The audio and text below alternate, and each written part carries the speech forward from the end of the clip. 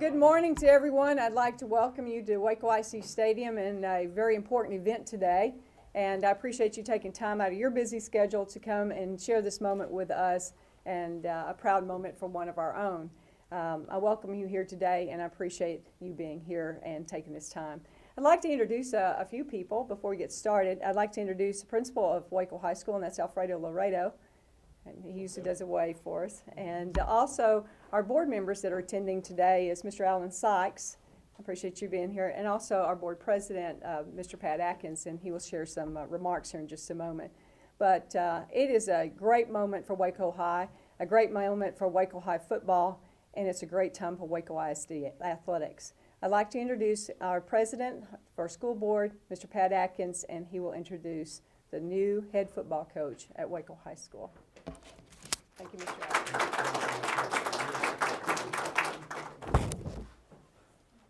Thank you, Coach Stinson. Good morning.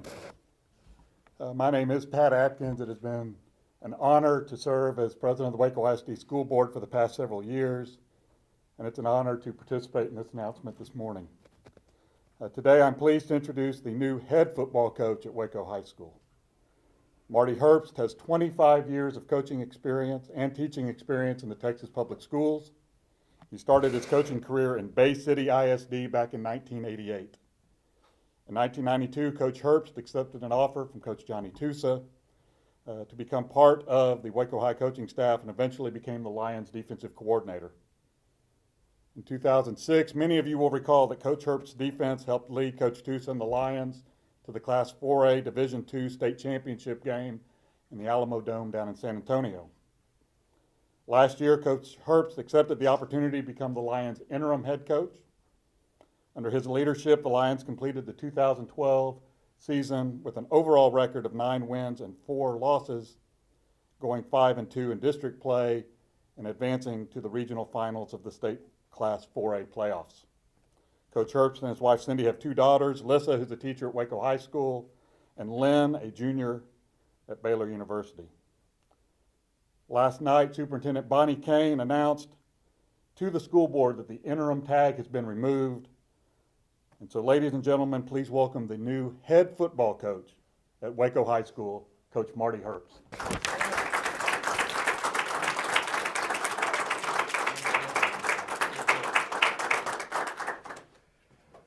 Good morning. Thanks for coming. It's a really good turnout. I don't know how much they were paying you this morning to be here, but Melissa will have those checks when you guys exit out of the room. But I'd like to thank Dr. Kane, our superintendent, the board of trustees, Coach Stinson, our athletic director, Mr. Laredo and his staff, and the support staff here at the athletic complex. And I've said this before, it takes a lot of people to not just run a football team, but to run an athletic program. And you can quote me right here, Waco ISD has a first-class support group, and I'm lucky to be in the position I am, and looking forward to the future. I think this started in Waco 21 years ago. I remember one summer I was standing out in the middle of a street. I think the street was called Green Oak.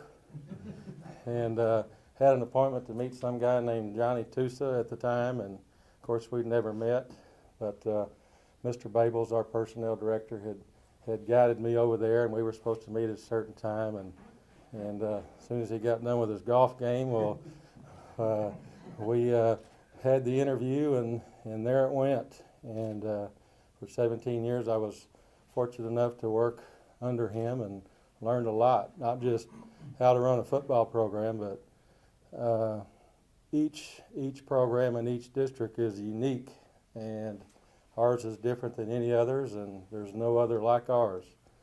And you have to know the details to the job in order to perform the job. And I was prepared, or I quietly observed for 17 years and learned how to do it, and here I am. One of the things I've tried to instill since May, when I became the interim, was to bring back the pride, and we lost the pride the last few years.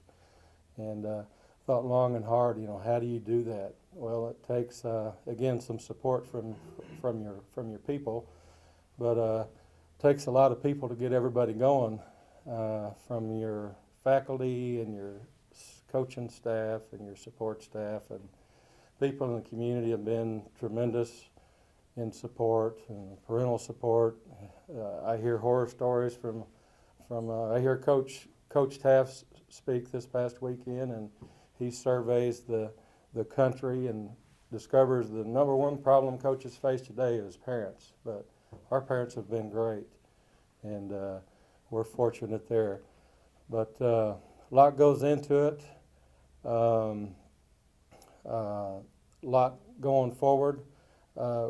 Probably the biggest thing I stumbled on, which made the biggest difference in bringing back the pride, was filling some holes in the staff. And when I took over in May, we had some vacancies to fill, and it's easy to take a reference from somebody, but you never know if it's a good reference or not. But stumbled on a staff member or two that we used to coach, that were players here in our district and went on to college, and for whatever reasons enjoyed coaching themselves and got into coaching and gained some experience, and I was able to hire some and move some over, and next thing I know, I look up and have 6 coaches on the staff that used to play for us. And those are guys that don't just show up to get a check and don't just show up because they have a job. There's a little bit more in it than a job and a check with those guys. And there are things that you guys don't see, but there are things that go on in the hallways, and things that go on in the cafeteria, and things that go on in the field house behind closed doors that have proven to me that they're just that much more valuable. So one of the reasons, if not the main reason for our success this year, was the fact that I was able to get those guys here, and they have such an inner desire to make this the best place that there is. And talking about Ryan Graves and Ted Long and Tyler Miller and Andrew Hurtado and a few others, but they're good as gold.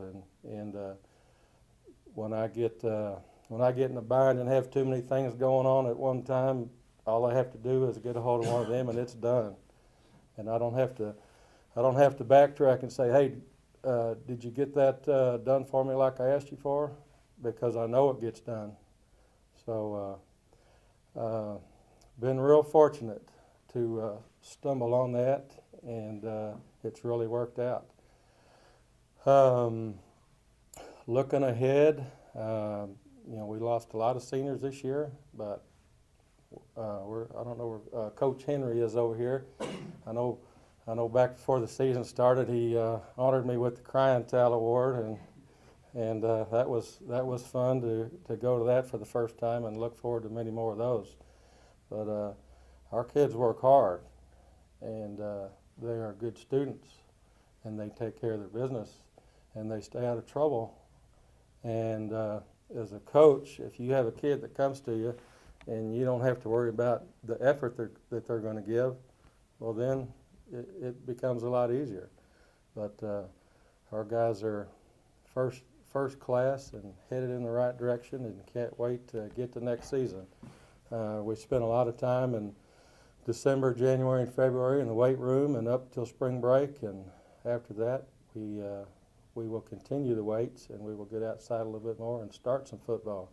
We have started our quarterback training this week, where those quarterbacks will throw 5 days a week, and that's just something that I've picked up along the way. Looking ahead to the season, probably going to have a really good offensive line. We lost every running back, we lost every receiver on offense. So right after spring break, we'll get back on the field and try to figure out who's going to fill those holes. I think our receiving core this year was probably as good as we've ever had, and that was evident in some of those seniors that are going to go on and continue to play. Defensively, we lost 7 starters, but we've got big nose guard coming back and 2 inside linebackers and a safety and a few kids with some experience, but a lot of freshmen that I think one day are going to have an S on their chest. We really have a good freshman group, and really looking forward and have enjoyed seeing them develop since the off-season began, and expecting real big things out of them. And if you haven't heard their names already, you'll be hearing them soon. Okay. You want to kick off?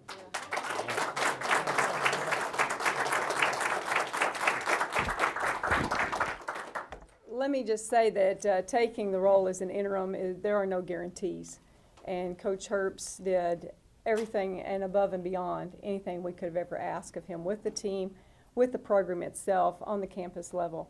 So we're very proud and pleased that he chose that opportunity, and we're very proud to offer him this opportunity. Publicly, I'd like to thank Jerry Gibson, Executive Director of Secondary Education, who worked through this process with me and gave us this opportunity to have Coach Herbst in that position, and then also to now become the head coach at Waco High School. Thank you all very much. Let's have some refreshments. Thank you, Coach Herbst.